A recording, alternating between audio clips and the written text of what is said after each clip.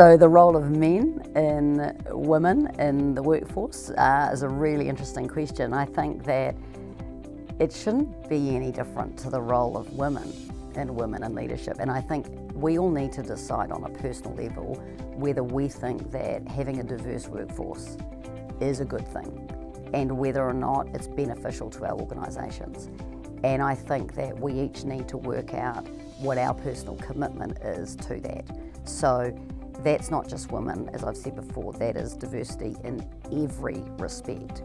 But most of the literature suggests that if you focus on one aspect of diversity, like gender, which is really easy to measure, and it's 50% of the population, so it should be relatively easy to execute.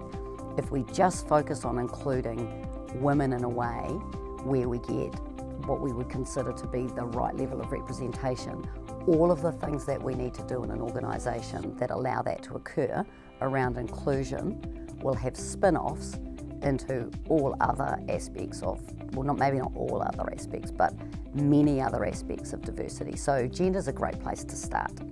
You know, the question of quotas is, it's a really difficult one to answer because I keep changing my mind on this.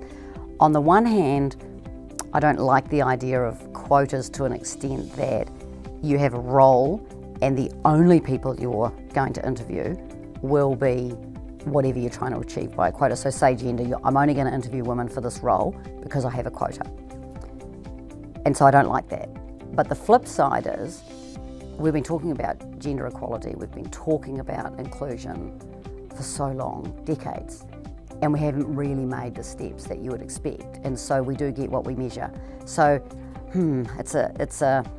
it's a little bit of an interesting one. But what I think is really important is forget about quotas.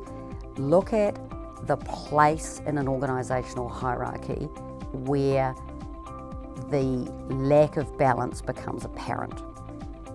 So what I mean by that is if you've got an environment that's maybe more women than men in the front line, or 50-50 or whatever it is, and that's the front line, and then you go to a team leader, maybe the next step in the hierarchy, and the ratios look the same, and then at a point where you get to a level, maybe a leader of leader level, and those numbers flip around, or the representation of women drops dramatically, that's fascinating to dig into what's going on in that part of the organisation, what's going on in the lives of our people, what's going on in our recruitment profiles leading up to that has this phenomenon. So I think that is something really worth focusing on.